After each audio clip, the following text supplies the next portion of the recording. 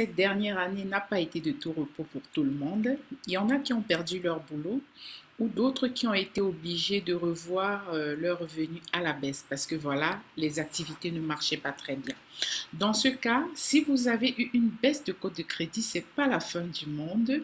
Je vais partager ici avec vous 7 astuces pour faire remonter votre cote de crédit. La première astuce, c'est toujours de payer au moins le minimum de ce que vous devez sur votre carte de crédit. Mais dans le meilleur des mondes, ce serait mieux de payer la totalité. Ou du moins, payer au moins les 70 à 75%. Et ensuite, la deuxième astuce dans notre liste, c'est de payer toutes vos factures à temps. Parce qu'en payant très bien vos factures à temps, vous vous bâtissez une belle historique de crédit. Donc, vous payez votre facture d'électricité à temps, vos assurances à temps, votre facture de téléphone, d'internet et ainsi de suite. Essayez de payer tout cela à temps. Et une des troisièmes astuces, c'est d'éviter de prendre les cartes de crédit n'importe comment sans savoir exactement ce que vous voulez faire avec. Parce que comme je le disais dans ma vidéo précédente, en prenant trop de cartes de crédit, on a l'impression que vous êtes quelqu'un qui se disperse un peu et qui va dans tous les sens. Et une fois que vous avez fait cela, donc une fois que vous gardez les yeux sur les dépenses que vous faites, que vous gardez vraiment en tête que voilà, vous devez prendre de bonnes habitudes, vous devez passer par ce qu'on appelle l'établissement d'un budget. Une fois que vous avez établi votre budget, c'est important de savoir dans votre budget comment se passent vos dépenses. Et même si c'est possible, de réduire certaines dépenses que vous faites. Et la troisième astuce, ou bien la quatrième, c'est d'éviter de demander trop de financement. Donc le but ici, c'est de ne pas vivre au-dessus de vos dépenses. Lorsque je parle de financement, c'est quoi? Parler de financement, c'est éviter d'aller acheter peut-être de nouveaux meubles alors que vous ne pouvez pas les payer et acheter une nouvelle voiture alors que vous ne pouvez pas la payer. Donc, il faut exactement contrôler qu'est-ce que vous voulez, qu'est-ce qui est important pour vous, qu'est-ce qui est essentiel et indispensable. Et ensuite, ne fermez pas les comptes inutilisés. Donc, si vous avez des comptes bancaires ou des cartes inutilisées ou non payées, ne les fermez pas, gardez-les et essayez de payer s'il y a quelque chose à payer dessus. Donc, ne fermez pas. Surtout si vous ne payez pas à l'année, ça ne vous coûte rien de laisser ça traîner comme vous le voyez.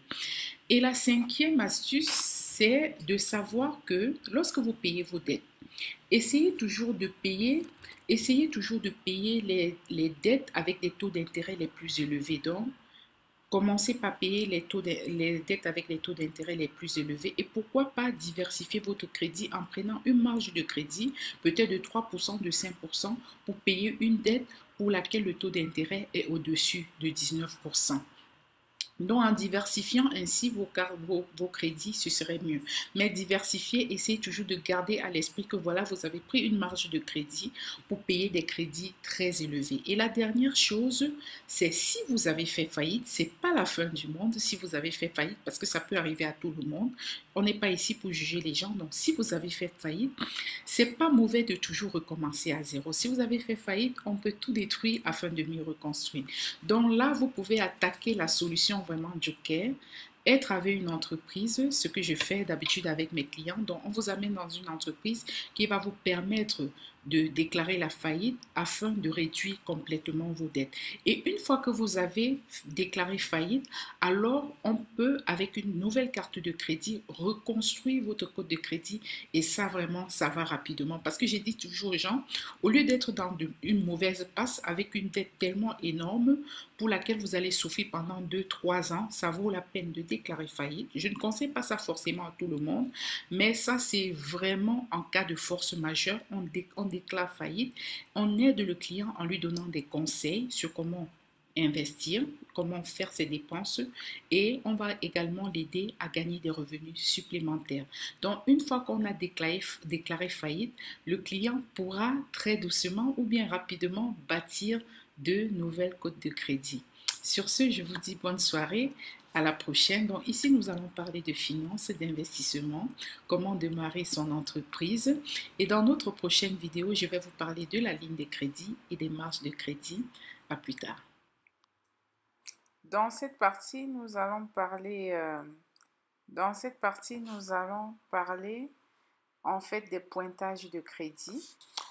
Partout au Canada, tout le monde a un pointage de crédit. Donc, si vous êtes sur Banque en direct RBC par exemple, donc vous pourriez vous connecter et ensuite aller à droite et cliquer sur afficher votre pointage de crédit. Une fois que vous avez affiché cela, donc voilà, vous voyez un peu, vous pouvez voir votre pointage de crédit à gauche.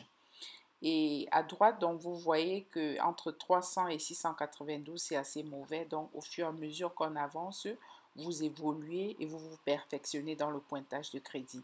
Et là en bas, c'est le montage de pointage. Donc ça vous permet de voir l'évolution de tout votre pointage. Et vous pourriez aussi faire une simulation de pointage de crédit pour voir à quel niveau vous vous trouvez, afin peut-être de demander des prêts hypothécaires et afin également de savoir comment est-ce que vous pouvez diminuer le solde de toutes vos cartes de crédit. Donc à la fin, vous allez cliquer sur simulation et bam, donc et puis vous obtenez le résultat final.